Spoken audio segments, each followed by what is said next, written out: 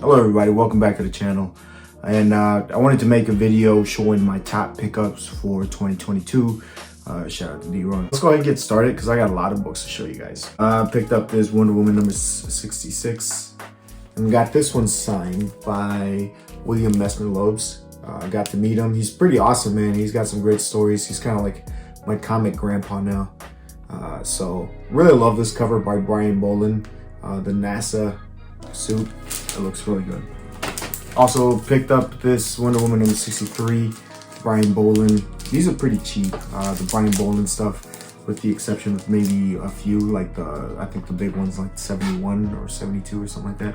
So anyways, this is my favorite of the Brian Bolland covers. I know that there's the other one with her singing and stuff like that that's more popular, but to me this one's I just love this one a lot more. And this is also, I believe this is Brian Bolland's first cover on Wonder Woman. So I got that signed on the slab, something I started doing this year as well. I don't think it's worth it cracking it just because it's gonna go to my PC anyways. I picked up this one. You guys know I pick up a little bit about Adam Hughes books and managed to snag this one for a pretty good deal. So yeah, this one's pretty awesome, pretty good. Check this out, guys. So this one I picked up because I was very curious on this one. I thought that this was an Adam Hughes cover, and I really like the art, the drama of it and stuff like that. Picked this up, and actually I found out that this is the Ray Lago cover, who actually worked on some RoboCop comics, where he did I think it's the Mortal Coils. I think he did some of those, and he's one of those art painting artists.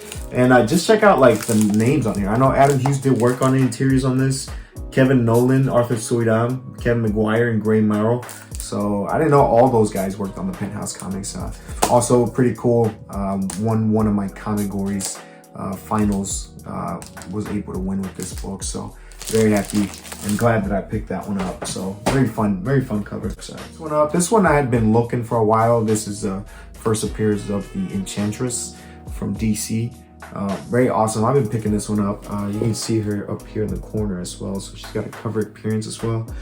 Very awesome, very cool. This is another book that I picked up, and I was actually able to win the final on Comic-Goers with this one as well. So overall, great year for collecting it for me. So awesome, very happy. Also, I'm going to be showing you guys, I picked this Ramona Fradon, who in my opinion is an underrated legend. And I picked this Enchantress from her.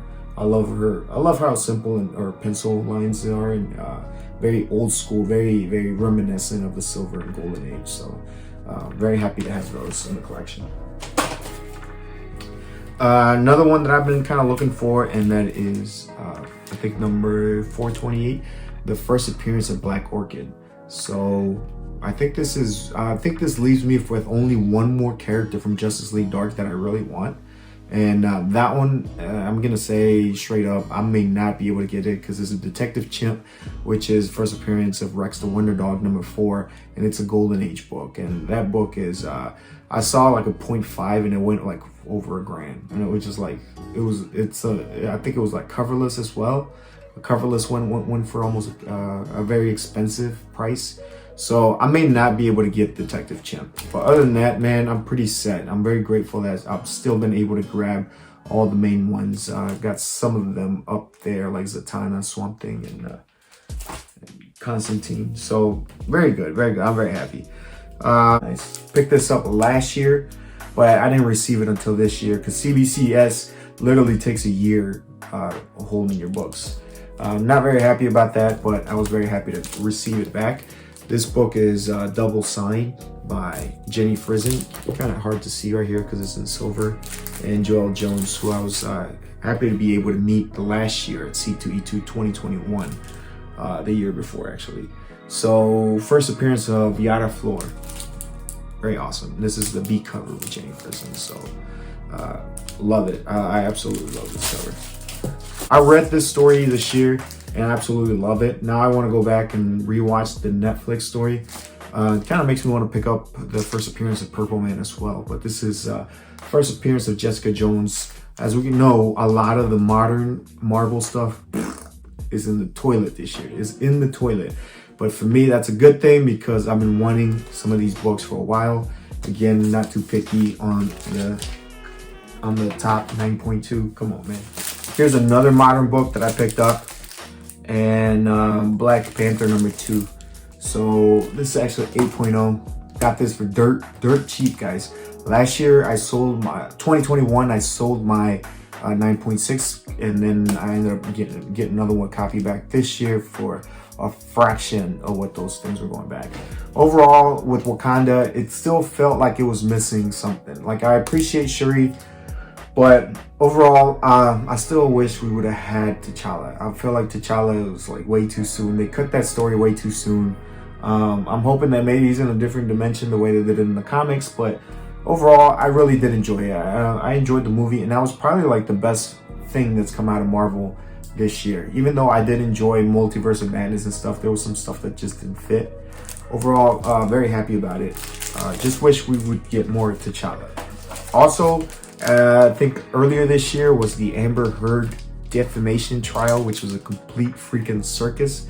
I still have her statue right there. The woman actually wanted me to get rid of it. But I was like, it's not the character's fault that, you know, it is who it is. I mean, like I said, like I wanted a Billy Clark from the beginning. But anyways, because of that, a lot of the Aquaman books are dead, especially Aquaman 11 or whatever. So I took the opportunity to try to upgrade some of my copies, and I ended up upgrading this one, second appearance of Black Manta, which is definitely my favorite character, or at least my favorite villain, if you guys have been keeping up with me.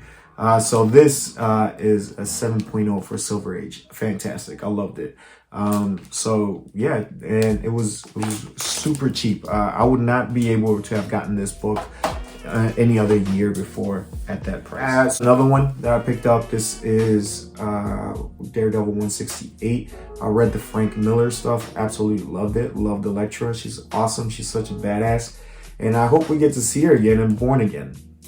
Even though with Marvel, with the MCU, I'm kind of on the fence on with them. I'm not excited for what they're gonna do well at a lot of the projects anymore. Like, I'm like, oh man, I hope they don't mess it up. So Elektra is kind of hard to mess up. But anyways, I picked this up at Great Lakes Comic Con this year up in Michigan. So very happy to have this. I picked this up. This is a book that is actually still growing, even though there is really no hype for Elektra. As of right now. So I took a gamble on this book and ended up paying off so far. So this is Sandman Nightmare Country #1. This is the 1 in 100 Jenny Frison variant. Very awesome, very awesome. I think this is one of those first and only instances where the 1 in 100 is, like, to me, 100% superior to all the other covers. And it's just a superior cover just in general. One of Jenny Frison's best covers, in my opinion. And I got her to sign it in white when I went to C2E2 this year. Shout out to Biggie Shaq, he was out there with me. So very happy to have that. And then it came back at a 9.8. That's it, man. That's it. That's what it's all about, man. You know what I mean? So very happy to have been able to snag this. And also because it's in a white signature, because I took my own marker for her to sign it. So very happy about that. Like I said, always picking up books when they're starting to cool off. This one was in a bit of a slump earlier this year, and this is Batman Adventures #12. She didn't have, as far as Harley Quinn in media, besides the cartoon series on HBO Max, she doesn't seem to have a whole lot of stuff going on for her. I think the last few projects that with Margot Robbie were not that great, I think, with the exception for the last Suicide Squad movie. But overall, I feel like this is a character that, you know, that should have been a lot better, that they could have done a lot more with in the universe. But overall, she's in the comics though, she's killing it. She had a lot of great, she's got a lot of great stories coming out in the comics. So this character is hot, very popular, and still coming. So very happy that I was able to pick it up when I did. So at an 8.5, not too bad, not too bad. Here's a book that I picked up at C2E2. I actually traded a Golden Age horror book for this, and this is Ghost Rider #1. All right, so I believe that this is a Gil Kane cover. Very awesome. So there's always a debate on which cover is better, whether it's this one or the 5. And now that I have both, I feel like I can weigh in on it, because I always feel like if you only have one, you're going to be biased towards the one you have. But I'm going to say, and they're both the same grade, by the way, 3.5s. I'm just going to say I think that one's better. I think that one's better, mostly because of like you can see like the expression on the face of the, like the expression on the face of those bad guys, and how he's just riding through it, and the color palette, the red, everything, it just seems so sinister. Like, whoa, like you're just having a supernatural experience if you're in that room with that guy right now. So overall, I still love this cover. This is still an amazing freaking cover. This is another book that I picked up on the down. This is Detective Comics. So this book had been steadily climbing and climbing and climbing. Once I got the movie, I had that huge spike, but then the movie was canceled. So I ended up buying this before the movie was canceled, but it didn't end up going down that much. It lost a lot of the hype. I think a lot of people weren't even excited about the movie as it was coming out. I don't think the movie would have been that great, to be honest. I just got bad vibes from it. I didn't really like the costume and everything. So anyways, this is just one that I just kind of felt like I wanted to have. So I ended up getting the trigger on it. And I think the biggest reason is because I'm going to show you guys this one in another book. This was part of my 2019 goals. Like, I set some huge goals for myself in 2019, and it took me a while, but I finally got there. And I think, and this was like the final piece. So this one, Batman Adventures 12, Showcase 79, and this, and Action Comics 252. These were my goals for 2019. And I was finally able to snag me a copy of this. So pick this one up. Very happy about having Supergirl in my collection. This is a character that I really liked. I really enjoyed. I feel like she's underutilized, but she's awesome when she's like angry, and when she kind of has to struggle with her being part of the new universe. But she's also very protective and caring. Now, if you ask me, I like Power Girl better. I think that she's the older version of Supergirl, and she's a lot more confident, and she's a lot more in control of herself. So, but Supergirl's still cool. And for the biggest book in my collection that I picked up in 2022, it was definitely this one, Batman number 121. This is the first appearance of Mr. Freeze. Well, in here, he's Mr. Zero. Later on, he's known as Mr. Freeze, even though he is the doctor. So, you know, that's probably why he's so angry, because everybody kind of like calls him Mr. instead of Doctor. And just a disrespect, you know what I mean? So anyways, this is an awesome villain, part of my childhood from the Batman animated series. And I really wanted to have characters that are unique to that series. For example, Harley Quinn and Mr. Freeze. I think this were the two biggest contributions to the Batman mythos that we got from that series. So very happy, very hands L that I took in collecting, especially in 2022. As you guys know, with this comic collecting stuff, there's always risk involved, and like I said, it's always about trying to get in where you fit in, and not trying to overextend and not take too many risks. Especially when everyone's going crazy. I mean, it's very hard to kind of like, everyone's going crazy over certain books and stuff like that, and you kind of just stay away from it. So I ended up picking up this book just because I thought, you know, I was like, you know, I should probably get it now, because it'll probably shoot up after the show, and it'll probably stay up there for a while. Because I had a feeling that the show was going to be good. I thought the show was going to be good. Like, it looked good to me. I read the Stan Lee stuff, and I read the Byrne stuff, and I thought that, you know, I was like, hey, you could definitely make a show out of this. You can have a court case. You make it like a Judge Judy Judge Judy case of the week kind of deal, and then, you know, where she has to beat up people. You know, I kind of miss that old format, you know, like the old Monster of the Week format for TV shows. But this was very inconsistent. There were some episodes that I really enjoyed that I was like, oh man, that was tight. But there was like other times where I'm like, why are they doing this? Like, what's going on here? Like, I felt like it's just MCU's kind of just turned into this preview kind of deal where they try to hook you in by advertising the next project without actually putting everything they have into the one they were actually working on. Overall, I think I ended up paying like 170 for this. Just not a whole bunch compared to, or if you compare it to a lot of the books on the wall and stuff that I have.